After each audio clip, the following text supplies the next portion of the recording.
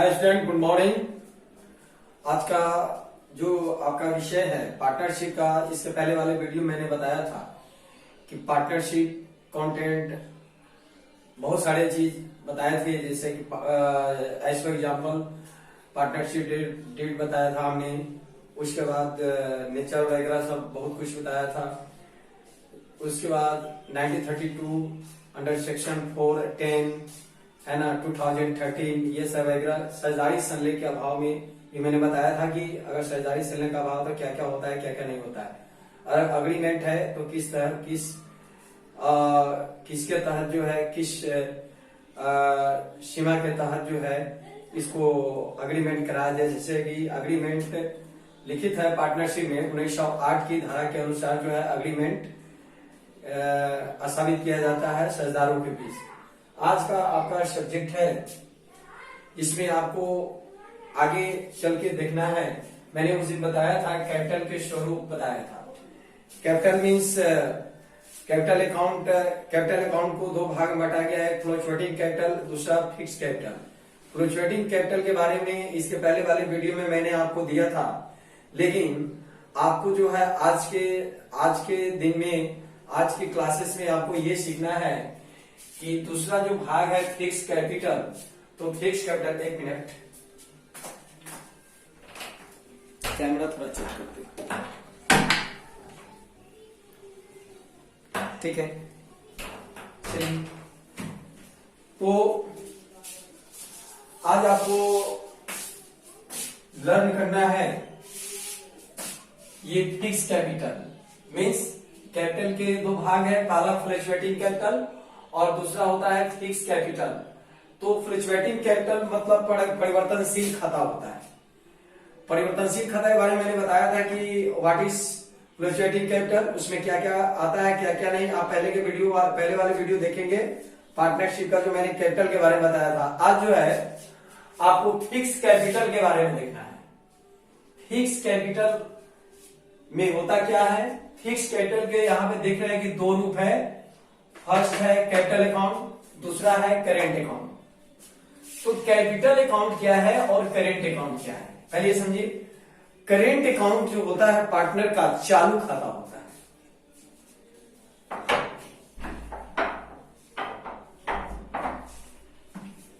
क्या होता है? करेंट अकाउंट जो होता है पार्टनर का चालू खाता है। इसमें वही आइटम डलाता है, जो वही एडजस्टमेंट किया जाता है जो पार्टनर करेंट अकाउंट से संबंधित होता है, यानी चालू जो निरंतर चलते रहता है ना। फिक्स्ड वाले आइटम को कदापि हम लोग इसमें नहीं डालेंगे। जैसे फिक्स एसेट्स होता था, उसी तरह फिक्स कैपिटल भी होता है।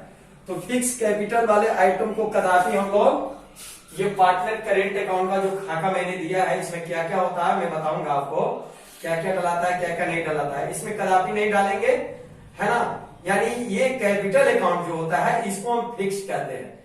फिक्स्ड में मींस मेन ये कैपिटल अकाउंट होता है, इसी की बैलेंस को, है ना, अगर ये बनाने को नहीं, अगर ये भी बनाने को कहता है, यानी पार्टनर करेंट अकाउंट बनाने को कहा जाता है, कैपिटल अकाउंट भी बनाने को कहा जाता है, तो इसके पार्टनर करेंट अकाउंट के बैलेंस को कैपिटल अकाउंट में ट्रांसफर किया जाता है।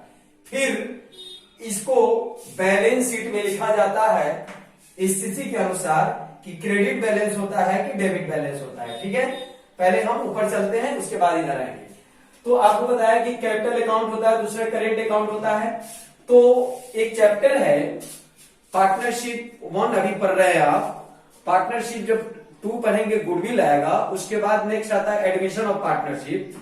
तो एडमिशन ऑफ पार्टनरशिप में सबसे पहले आपको संपत्तियों का पुनर्मूल्यांकन और लायबिलिटी का पुनर्मूल्यांकन किया जाता है। उसके बाद आपको profit and loss appropriation account बनाया जाता है ना, जो लाभ हानि को दर्शाता है, फर्म के लाभ हानि को दर्शाता है।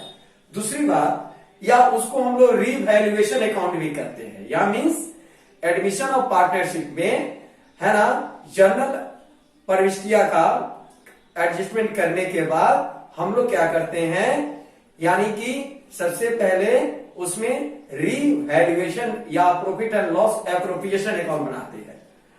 उस रिवैल्यूएशन या profit and loss appropriation account को हम लोग साझेदारों के पूंजी खाते में विद एडजस्टमेंट के साथ ट्रांसफर करते हैं। फिर उसके बाद पता चलता है कि किस पार्टनर को, किस साझेदार को कितना जो है कैश यानी पूंजी के साथ उसको रिटर्न करना होगा, और किस साझेदार को है ना जो ज्यादा आहरण कर लिया फर्म से कितना उसको कैश लाना पड़ेगा, है ना। तो ये मुख्य चीज है। उसके बाद हम लोग एडिशन ऑफ पार्टनरशिप में profit and loss appropriation account या रिवैल्यूएशन अकाउंट बनाने के बाद हम लोग पार्टनर कैपिटल अकाउंट बनाते हैं। तो पार्टनर कैपिटल अकाउंट बनाने के लिए उसमें दो चीज आता है। वही आता है फिक्स कैपिटल के अंदर कभी कभी करेंट अकाउंट बनाने को आता है, कभी कभी कैपिटल अकाउंट बनाने को आता है। यदि करेंट अकाउंट बनाने को कहा जाए तो यह इंफॉर्मेशन कहां दिया जाता है? यह इंफॉर्मेशन बैलेंस शीट जानते हैं, यानी एक बैलेंस शीट का पिछले वर्ष का यानी गत वर्ष का प्रीवियस ईयर का एक बैलेंस शीट होता है।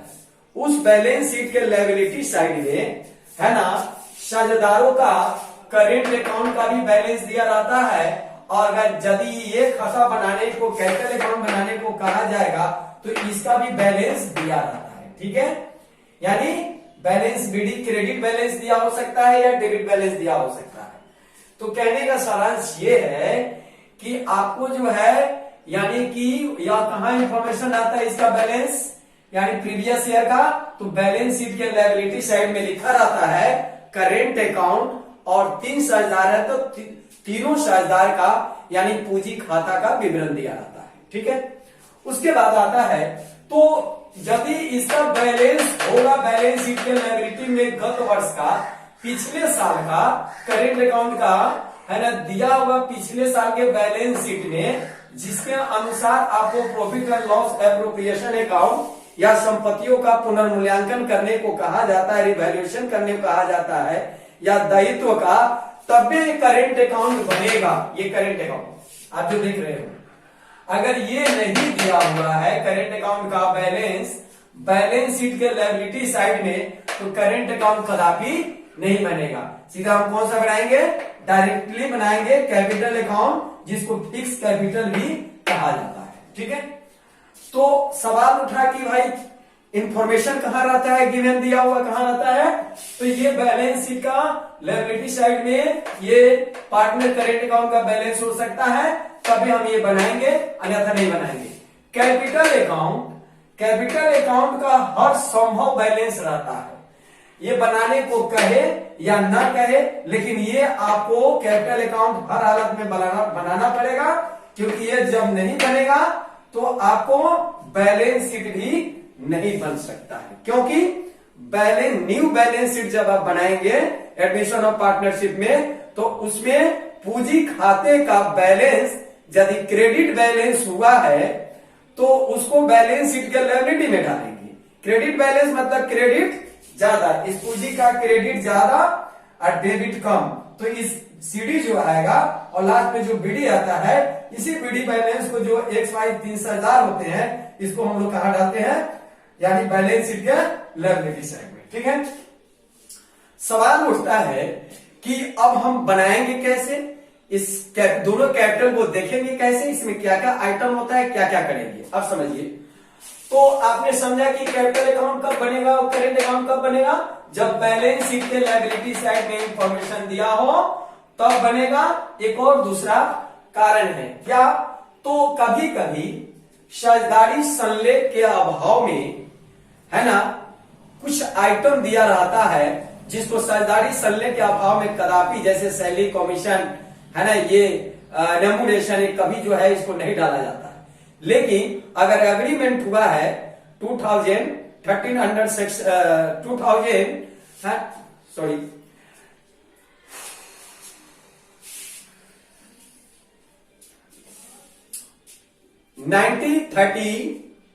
अंडर सेक्शन 4 धारा के अनुसार यदि साझेदारी संलेख का अभाव है तो आप सैलरी कमीशन रेम्यूनरेशन कभी भी पार्टनर के खाते में नहीं डालेंगे। लेकिन यदि अग्रीमेंट हुआ है 1908 के तहत और उसमें स्पष्ट लिखा हुआ है कि सरदार को सैलरी दिया जाएगा, है ना, कमीशन दिया जाएगा, रेम्यूनरेशन दिया जाएगा, तो पार्टनर करेंट अकाउंट के हम लोग क्या करेंगे, क्रेडिट में वो आइटम को हम लोग डालेंगे। ठीक है, पार्टनर करेंट अकाउंट के क्रेडिट में। लेकिन सरदारी सल्ले का अभाव है ना, 1932 अंडर सेक्शन 4 अगर के बारे में कुछ मतलब है कि कोई भी अग्रीमेंट नहीं हुआ है 1908 के तहत, तो जब 1932 की धारा 4 लगेगी तो उसमें न सैलरी लिखी जाएगी, न कमीशन लिखी जाएगी, न किसी तरह का है रेम्यूनरेशन लिखी जाएगी। ठीक है, अब बढ़ते हैं आगे। तो सवाल है आपके साथ पार्टनर करेंट अकाउंट और दूसरा कैपिटल अकाउंट। यह आइटम मैंने छोड़ा है, अभी लिखना है। ठीक है, उसके साथ आपके साथ समस्या भी मैंने निकाला है, ABCDE। ये कंडीशन में किस सरदार को क्या मिलेगा, किस सरदार का कहां जाएगा, ये करेंट अकाउंट में जाएगा, ये पार्ट या कैपिटल अकाउंट में जाएगा। ठीक है, उसके बाद ये सभी आइटम को मैंने खाका खींचा है, जिसको इसमें पुट करना है। ये करेंट अकाउंट है, मैंने बिग कैपिटल अकाउंट नहीं लिखा है, लेकिन फिर भी बता दूंगा कि वो कहां जाएगा, एक आइटम इसमें आएगा। ठीक है, अब चलते हैं, सवाल है आपका कि इसमें पहले आइटम क्या क्या होता है। ओके, तो बाय बैलेंस बिडिंग के बाद यहां पे होता है बच्चे सैलरी, कमीशन, है ना,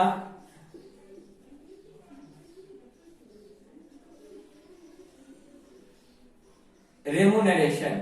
ठीक है, उसके बाद इसमें आता है यानी पार्टनर कैपिटल कब बनता है। पार्टनर कैपिटल याद रखें हमेशा profit and loss appropriation account बनाने के बाद ही बनता है। ठीक है, तो profit and loss appropriation account आपने सपोज दैट बनाया है। ठीक है, आते हैं, चलिए, profit and loss appropriation account या रिवैल्यूएशन अकाउंट आपने बनाया है। उस प्रॉफिट एंड लॉस अकाउंट के यदि क्रेडिट बैलेंस आता है, मींस क्रेडिट ज्यादा डेबिट कम, मींस प्रॉफिट शो करता है, तो क्रेडिट बैलेंस को हमेशा क्रेडिट में ही डालेंगे। तो क्या लिखेंगे, by profit and loss appropriation, है ना, अकाउंट। ठीक है, यहां बैलेंस आप डाल देंगे। ठीक है, उसके बाद हम लोग क्या करते हैं, खाता को यहां पे ये प्रॉफिट है, इफ द प्रॉफिट, और यहां पे खाता को हम लोग ड्रॉप करेंगे, एक मिनट ड्रॉप करेंगे, इसमें सीडीबीडी करना पड़ेगा। उसके बाद आइए, उसके बाद यदि लॉस हुआ है तो लॉस मीन्स होता है डेबिट बैलेंस, यानी किसी भी खाते अगर लॉस होता है तो वह लॉस जो है शो करता है, किसी भी खाते का डेबिट बैलेंस शो करता है। मतलब लॉस हुआ है, इसका मतलब है profit and loss appropriation account बनाने के बाद यदि लॉस हुआ है तो उस लॉस को हम लोग हानि कहते हैं। आप हानि के बारे में जानते हैं, नॉमिनल अकाउंट से बिलोंग करता है। नॉमिनल अकाउंट का रूल्स होता है debit all expenses losses and credit all gains and income, मतलब खर्चा हानि को डेबिट करो और लाभ हानि को क्रेडिट। तो डेबिट बैलेंस को हमेशा पार्टनर अकाउंट के डेबिट में ही डालेंगे, यानी चाहे कोई भी आइटम हो। तुम आप सपोज दैट आपने profit and loss appropriation account बनाया था, अगर हानि हुआ था उसमें उस वर्ष में, तो उस हानि को आप इसी में डालेंगे। ठीक है, मान लो करेंट ईयर बना रहे हैं तो करेंट ईयर में हानि हुआ, तो इस हानि को भी हम लोग पार्टनर करेंट अकाउंट के यानी क्रेडिट में ही डालेंगे। ठीक है,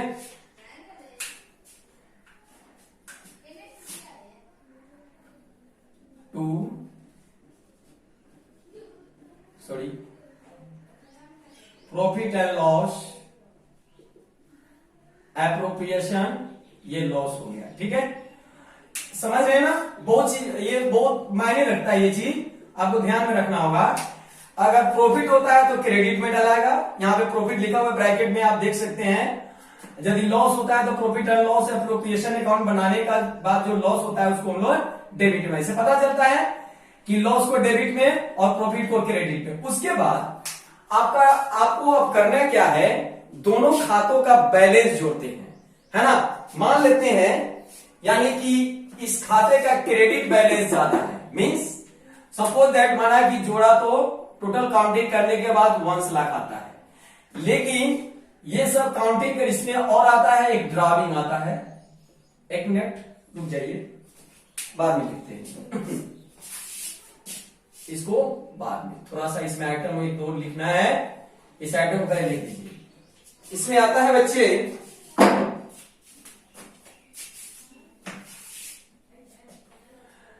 ड्राइंग आता है, अरे क्या यार हो रहा है, drawing account, interest on drawing, उसके बाद आता है इसमें एक और आइटम आपका आ सकता है इंटरेस्ट ऑन कैपिटल। एक सेकेंड,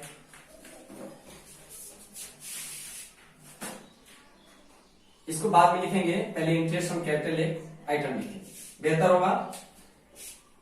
एक आता है बच्चे इंटरेस्ट ऑन कैपिटल, उसके बाद आता है profit and loss appropriation account. Okay, चलिए यहां पे फिर यहाँ पे इंटरेस्ट ऑन ड्राइंग लिखते हैं, उसके बाद है ना, यानी पार्टनर को जो भी लॉस होता है ना, जिस माध्यम से मान लीजिए पार्टनर आहरण किया था तो आहरण डेबिट में आएगा, क्योंकि फर्म के पार्टनर के लिए लॉस होता है आहरण, उसको ब्याज देना पड़ता है पार्टनर को। इंटरेस्ट ऑन ड्राइंग यहाँ आएगा, उसके बाद यहाँ पे आसानी से आप लिख सकते हैं प्रॉफिट एंड लॉस, है ना, एप्रोप्रिएशन अकाउंट। ठीक है, इफ द लॉस, क्या लिखेंगे, इफ द लॉस, यदि हानि होता है तो हानि वाले बैलेंस को इधर ही डालेंगे, दिमाग में रखेंगे ये बात। चलिए यहां पे डाल देते हैं। चलिए प्रॉफिट होता है, यहां पे लिखेंगे क्या, इफ द प्रॉफिट, है ना, अगर प्रॉफिट होता है तो यहां पे डालेंगे। अब चलते हैं बैलेंस इसका कैसे निकालेंगे। अब करने का है क्या कि आपको टोटल क्रेडिट साइड जोड़ेंगे, debit side. Partner current account का क्रेडिट बैलेंस भी हो सकता है या डेबिट बैलेंस भी हो सकता है, दिमाग में रखना है आपको। क्या हो सकता है, पार्टनर करेंट अकाउंट का क्रेडिट भी ज्यादा हो सकता है, मींस क्रेडिट बैलेंस, क्रेडिट ज्यादा तो क्रेडिट बैलेंस, और पार्टनरशिप का डेबिट बैलेंस भी हो सकता है, मींस डेबिट ज्यादा हो सकता है। ठीक है, तो क्रेडिट ज्यादा होगा तो डेबिट कम होगा, तो डेबिट कम होगा तो डेबिट में सीडी लिखाएगा। अगर डेबिट ज्यादा होगा तो डेबिट बैलेंस कहलाएगा, और डेबिट आपका डेबिट ज्यादा है तो क्रेडिट में क्या करेंगे, सीडी लिखेंगे, है ना। बढ़ते हैं इस कड़ी को देखेंगे। चलिए सपोज दैट माना कि आपका क्रेडिट बैलेंस आया 1 लाख, ओके, डेबिट था ओनली आपका टोटल डीआर ये 80,000 आया था जोड़ने के बाद टोटल डेबिट, और टोटल क्रेडिट जोड़ने के बाद 1 लाख आया था। तो देख रहे हैं कि यह क्रेडिट ज्यादा है 20,000 से, 20,000 डेबिट में कम पड़ रहा है, इसलिए इसको, है ना, बाय बैलेंस शीट मतलब carry down, balance carry down यहां पे लिखेंगे डेबिट में, टू बैलेंस सीडी यहां लिखेंगे, है ना। उसके बाद इस अमाउंट को यहां लिखेंगे, यहां लिख दीजिएगा बैलेंस फिगर, बैलेंस फिगर, और इसको हम लोग खाता को क्लोज कर देते हैं। ठीक है, 1 लाख इधर आ जाएगा। सपोज दैट ये कितना है 20,000 आया, और पहले से ये कितना था, यानी 80,000 था, 80 और 20 मीन्स 1। इस सीडी को, इस बैलेंस कैरीज डाउन को हम लोग बाई बैलेंस बीडी मतलब ब्रॉड डाउन लिखते हैं, और 20,000 समझ में आ गई। अब समझना है कि आपने तो एक बनाया, इसको सोल ट्रेडर के हिसाब से लिया आपने, एक आखिरी व्यापार के दृष्टि से, लेकिन अगर 3 साझेदार दिया होगा पार्टनरशिप में या 2 साझेदार दिया होगा, तो आपको 2 साझेदारों का करेंट अकाउंट बनाना होगा।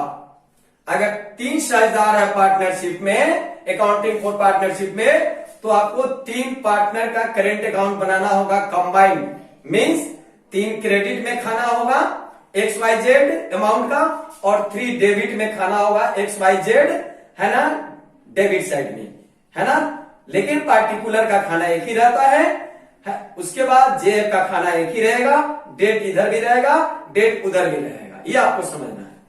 अब चलते हैं, आपने करेंट अकाउंट समझ लिया, उसके बाद क्या होता है, इसके बैलेंस को लिखते कहां है भाई, तो इसके बैलेंस को, पार्टनर करेंट अकाउंट को, बैलेंस को यदि कैपिटल अकाउंट बनाने को नहीं कहा जाता है या इसका बैलेंस शीट के लायबिलिटी में नहीं दिया हुआ है, तो आप डायरेक्टली जो है इसको आप इसमें ट्रांसफर कर कर क्रेडिट बैलेंस है बाय करेंट अकाउंट यहां लिखकर और इस खाते का निचोड़ निकालकर फिर आप बैलेंस शीट में डालेंगे, डायरेक्ट नहीं डालेंगे। ठीक है, आपको इस अवस्था से गुजरना ही पड़ेगा। तो चलते हैं कैपिटल अकाउंट, इसका बैलेंस हम करेंट अकाउंट में करेंट अकाउंट के बैलेंस को हम यहां पे डालेंगे। उसके बाद है ना, तो ये खाता होता क्या है पहले समझ लीजिए। कैपिटल अकाउंट जो मेन कैपिटल अकाउंट है साझेदारों का, इसके बाद ये बनाया जाता है। तो सबसे पहले कैपिटल अकाउंट का हम देखेंगे कि बैलेंस शीट के लायबिलिटी साइड में क्या है ना, गत वर्ष का कोई बैलेंस यानी प्रीवियस ईयर का दिया हुआ है।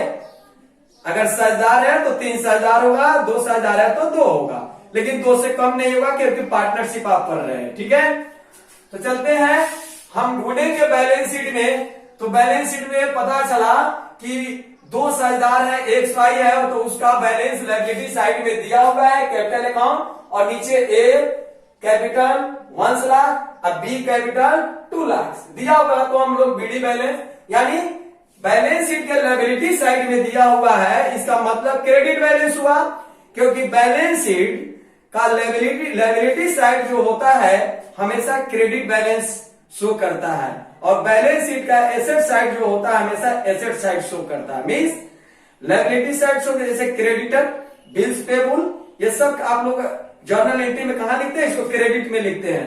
कैपिटल को भी आप क्रेडिट में लिखते हैं, जैसे cash to capital, starting business with cash, है ना, इस तरह का आइटम जो होता है, जैसे बिल्स पेबल होता है हमेशा क्रेडिट बैलेंस होता है। आपने सोल ट्रेडर एकाकी व्यापार में पढ़ा था, यानी बिल्स वाले चैप्टर में हमेशा बिल्स पेबल क्रेडिट में लिखा जाता था।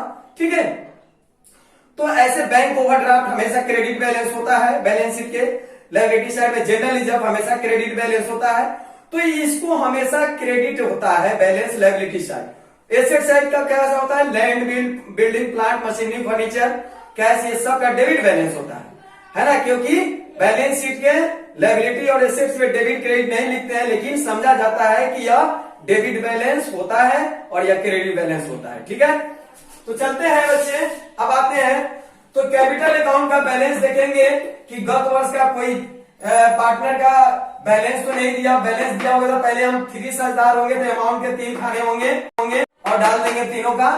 ये करेंट अकाउंट का बैलेंस हम लोग क्रेडिट है तो क्रेडिट में और डेबिट है तो डेबिट में डालकर डाल देंगे। उसके बाद आता है क्या, इतना करने के बाद हम देखेंगे क्या, एक यहाँ चीज दिया हुआ बाय बैलेंस बीडी, यानी करेंट अकाउंट का क्रेडिट बैलेंस भी हो सकता है या डेबिट बैलेंस हो सकता है। यदि डेबिट बैलेंस है तो यहां पे डालेंगे उस बैलेंस को। ठीक है, ओके, या हानि हुआ है तो हम लोग क्या करेंगे, यहां पे नीचे डालेंगे।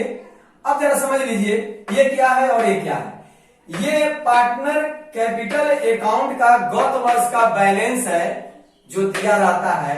ये पार्टनर का गत वर्ष का जो है बैलेंस बीडी यानी ब्रॉट डाउन, यह पार्टनर गत वर्ष का लॉस दिया है, यानी डेबिट ज्यादा रहा होगा तो इसलिए इसको दिया गया है कि आप दोनों कंडीशन में समझ सकते हैं कि अगर क्रेडिट बैलेंस हो तो इधर डालो और डेबिट बैलेंस गत वर्ष का है तो इधर डालेंगे। उसके बाद करेंट पार्टनर करेंट अकाउंट के बैलेंस को हम लोग यहां ट्रांसफर करते हैं। फिर अब देखते हैं क्या देखना है, तो कैश बैंक या क्रेडिट बैलेंस देख लीजिए। कैश बैंक कॉन्ट्रीब्यूशन, यदि किसी साझेदार ने कैश और है ना बैंक यानी चेक से किसी तरह का योगदान किया है, यानी अतिरिक्त पूंजी कैश के रूप में लगाया है, तो वैसे आइटम को हम लोग है ना यानी कि क्रेडिट में डालते हैं। कॉन्ट्रीब्यूशन योगदान देना।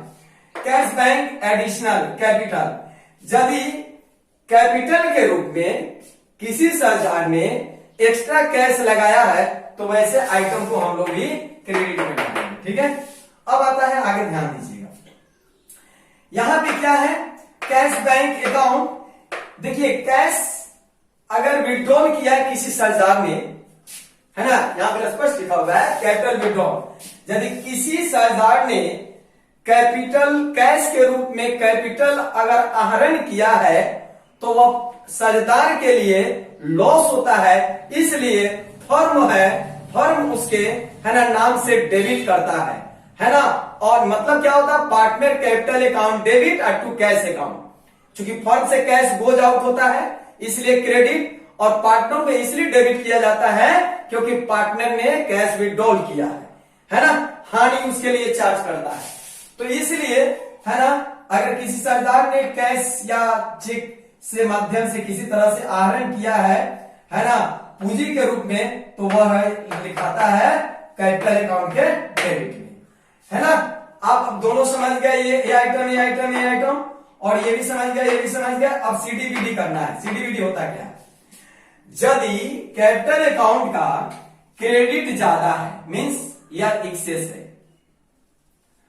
और डेबिट कम है, तो सीडी आपको किधर आएगा, जिधर कम होता है उधर सीडी लिखा जाता है, यानी कैरिज डाउन लिखा जाता है। जिधर कम होगा उधर कैरिज डाउन लिखेंगे, है ना। क्रेडिट ज्यादा है, मान लो ये 2 लाख है ना, और ये आता है 150 लाख। अंडर कलम में लिखता हूं, टोटल यहां से यहां तक ये 150 लाख आता है। ओके, तो बैलेंस जो है कितना कम पड़ेगा, यानी 50,000। तो 50,000 क्या होगा, ये सीडी होगा, यानी टू बैलेंस सीडी मतलब टू बैलेंस कैरीज डाउन। यहां 50,000 का लिख देंगे और लास्ट में खाता को हम लोग बराबर कर देंगे। ओके देन उसके बाद ये सीडी को, यानी कि टू बैलेंस सीडी जो क्रेडिट बैलेंस हुआ था, इसको अमाउंट के नीचे हम लोग क्या करते हैं कि यहाँ पे डाल देते हैं। यानी मान लो सपोज दैट कितना क्रेडिट बैलेंस है 50,000 यहाँ पे डाल दिया। ठीक है, अब आपने समझ गया इस खाते का स्वरूप क्या होता है। अब आगे बढ़ते हैं, इस सॉल्यूशन इस प्रॉब्लम को है ना सॉल्व किया जाए कि अगर इस कंडीशन में क्वेश्चन दिया हो तो आप इसको कहां रख सकते हो या कहां नहीं रख सकते हो, सवाल उठता है इस पर। चलते हैं, ध्यान देंगे आप। तो प्रॉब्लम आपके साथ है, if a firm is maintain both capital account and current account of a partner X and Y, है ना, where will the following be record. जरा ध्यान दीजिएगा, लिखा है कि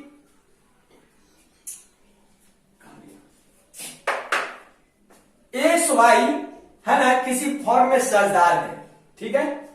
उनके कैपिटल अकाउंट और करेंट अकाउंट का है ना नीचे विवरण जो दिया हुआ है या निम्न प्रकार रिकॉर्ड किया गया है। अब आपको बताना है कि ये जो कंडीशन है, यानी एक्स को, वाई को, जेड और वाई और फिर एक्स है, इन चारों कंडीशन में यह कहां कहां ट्रांसफर होगा, यानी कहां कहां मेंटेन किया जाएगा। क्या समझे आप? यह इंफॉर्मेशन जो दिया हुआ है इस नीचे A B C D E के बारे में दिया हुआ है कि निम्नलिखित की दशा में आपको अध्ययन करना है कि ये जो भी आइटम है ना, इस आइटम को करेंट अकाउंट में कहां डालेंगे और जो है आपको कैपिटल अकाउंट में कहां डालेंगे। यानी पार्टनर करेंट अकाउंट में किधर लिखेंगे, डेबिट में या क्रेडिट में, या कैपिटल अकाउंट में कहां डालेंगे, डेबिट या क्रेडिट में। ठीक है, सवाल आप समझ गए है ना। एक बार और करता हूं, if a firm is maintaining both capital account and current account of partner X and Y, where will the following be record. ठीक है, अब चलते हैं आपके सवाल नंबर 1 पर, जरा ध्यान देंगे। ये बहुत बड़ी चीज है, मूल्यवान चीज है, क्योंकि जब एडमिशन ऑफ पार्टनरशिप पढ़ेंगे तो इसमें आपको बहुत ध्यान देना होगा और याद रखना है। यानी कि आपको सबसे पहले बता दूं कि किसी भी पार्टनर को न सैलरी दिया जाता है, न कमीशन, न रेम्यूनरेशन, है ना।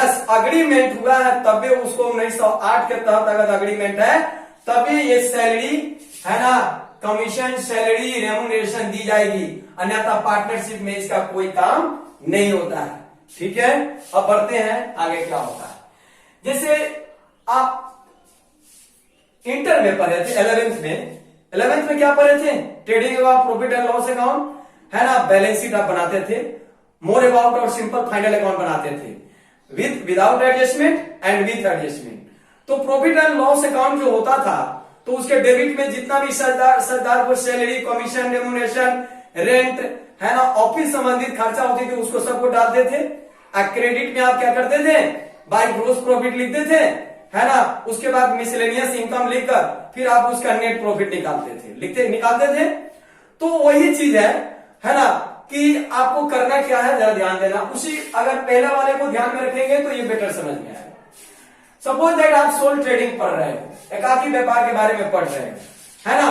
अगर अग्रीमेंट में लिखा है कि सरदारों को सैलरी दी जाएगी, कमीशन दी जाएगी, रेम्युनरेशन दी जाएगी, तो इस कंडीशन में मैंने सवाल रखा है तो क्या होगा, है ना। 1908 के तहत अगर वर्णित है तो क्या होगा। चलिए चलते हैं। सवाल है नंबर 1, क्वेश्चन आपके सामने है, लिखा है कमीशन पेबल टू एक्स। सबसे पहले आपको यह जानना है क्या सरदार को कमीशन दी जाती है। अगर अग्रीमेंट नहीं हुआ है तो नहीं, कदापि नहीं। अगर अग्रीमेंट नहीं हुआ है ना, यदि ओरल है ना व्यवसाय चल रहा है या पार्टनरशिप चल रहा है ओरल अग्रीमेंट के आधार पर, तो मौखिक अग्रीमेंट के आधार पर न सैलरी लिखी जाती है, न कमीशन, न रेम्युनरेशन किसी भी सरदार के पूंजी खाते में नहीं डाला जाता है।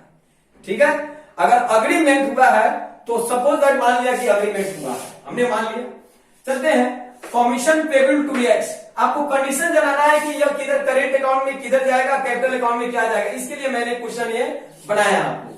तो commission payable to X, suppose that commission X को दी जाती है ना, तो आपको पता है कि कमीशन है ना, सैलरी या रेम्युनरेशन, एक और आप जोड़ सकते हैं इसमें ABCDEF,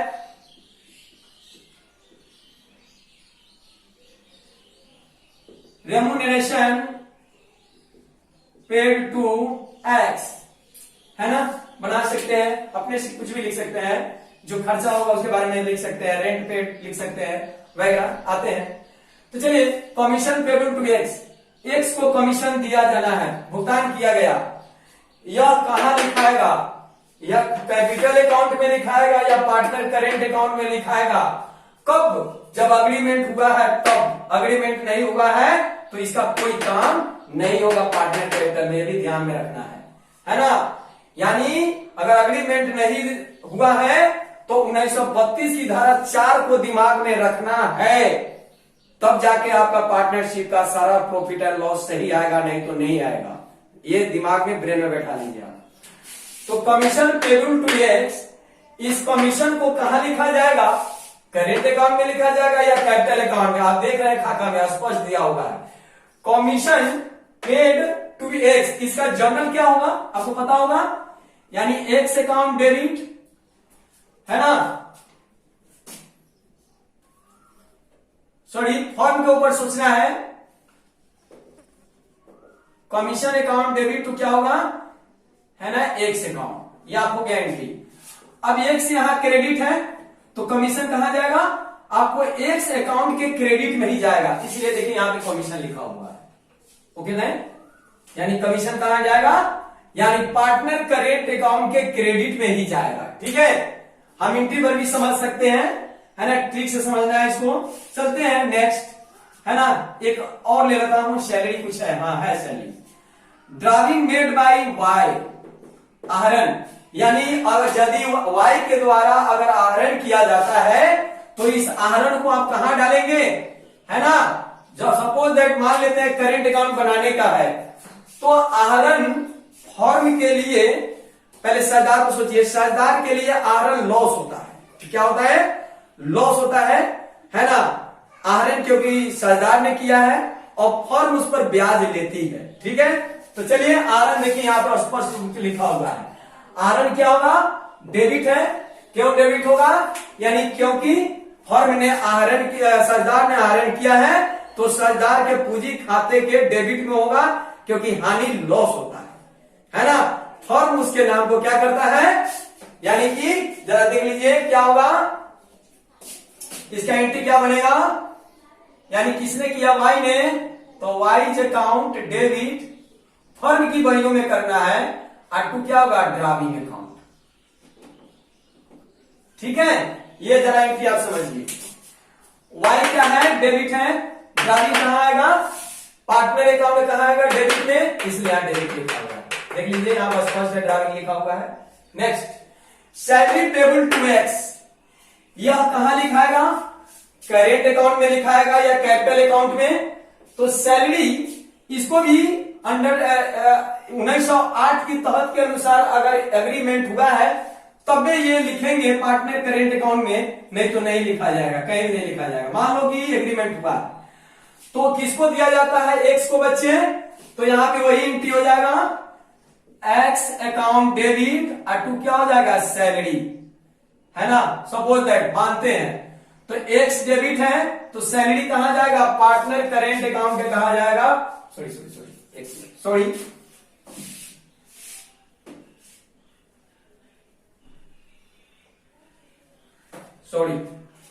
सैलरी नॉमिनल अकाउंट होता है, हानि होता है, हानि का मतलब खर्चा हानि, यानी nominal account means debit on expenses losses and credit on gains and income. तो सैलरी हमेशा डेबिट होता है तो क्या होगा, सैलरी अकाउंट डेबिट और टू क्या हो जाएगा बच्चे, एक्स को सैलरी दिया गया है, टू हो जाएगा एक्स अकाउंट। यहां देख रहे हैं कि एक्स क्रेडिट है तो एक्स क्रेडिट है तो सैलरी कहां होगा, एक्स के क्रेडिट में, मतलब एक्स के करेंट अकाउंट के क्रेडिट में डलाएगा। चलिए आ गया, ये बात सपोज है, मान लो एक्स का खाता है, एक्स वाई का खाता है, तो यहां पे क्या लिखेंगे, बाई सैलरी एक्स वाले के खाने में लिखेंगे, एक्स के अमाउंट वाले खाने में। नेक्स्ट, अब capital introduce by Y, suppose that Y के द्वारा कोई कैपिटल लगाया गया है, वृद्धि की गई है, बिजनेस स्टार्ट किया गया तो उस समय कैपिटल लगाया गया था, है ना, चाहे बीच में लगाया गया, तो ये करेंट अकाउंट में कदापि नहीं लिखाएगा, यह लिखाएगा कैपिटल अकाउंट में, पार्टनर कैपिटल अकाउंट में लिखाएगा। कहां लिखाएगा, यहां पे देखिए लिखा हुआ स्पष्ट रूप से, यानी cash bank additional capital already दिया हुआ है, तो पार्टनर कैपिटल अकाउंट के क्रेडिट में यह लिखाएगा, यानी कौन सा, ई वाला ऑप्शन, समझ गए।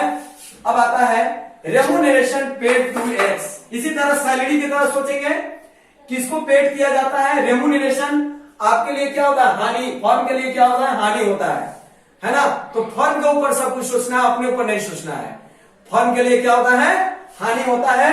तो रेम्यूनरेशन अकाउंट डेबिट टू क्या होगा बच्चे, X account, remuneration account debit to क्या होगा, एक्स अकाउंट, एक्स क्रेडिट है तो रेम्यूनरेशन पार्टनर करेंट अकाउंट, मान लो ये पार्टनर करेंट अकाउंट है तो ex partner current account credit है तो रेम्यूनरेशन क्रेडिट में ही जाएगा, यहां पे स्पष्ट लिखा हुआ देख लीजिए, पार्टनर करेंट अकाउंट के क्रेडिट में आ गया ना। तो आपको मैंने ये सब आपको आज बताया कि अगर सैलरी, कमीशन, रेम्यूनरेशन, है ना, capital introduce, profit earned by, है ना, एक्स एंड वाई, है ना, उसके बाद रेम्यूनरेशन, चलिए एक आइटम छूट रहा है, profit earned by X and Y. अगर एक्स और वाई को प्रॉफिट मिलता है तो उस profit and loss appropriation account बनाने के बाद जो एक्स और वाई को प्रॉफिट हुआ तो उस प्रॉफिट को कहां डालेंगे, मतलब प्रॉफिट इज कॉल्ड, है ना, प्रॉफिट इज कॉल्ड यानी क्रेडिट बैलेंस, तो इस प्रॉफिट को हम लोग यानी कहां डालेंगे, पार्टनर करेंट अकाउंट के क्रेडिट में डालेंगे। देखिए यहां पे लिखा हुआ by profit and loss account, ठीक है।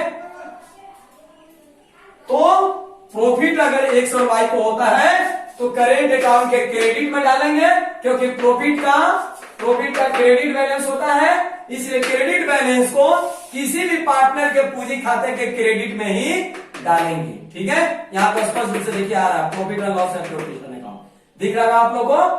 तो इस तरह करके बचे रहा पार्टनर कैपिटल अकाउंट, है ना, और पार्टनर कैपिटल अकाउंट, है ना, आपने समझा, current account, partner current account भी समझा, पार्टनर कैपिटल अकाउंट भी समझा, ठीक है।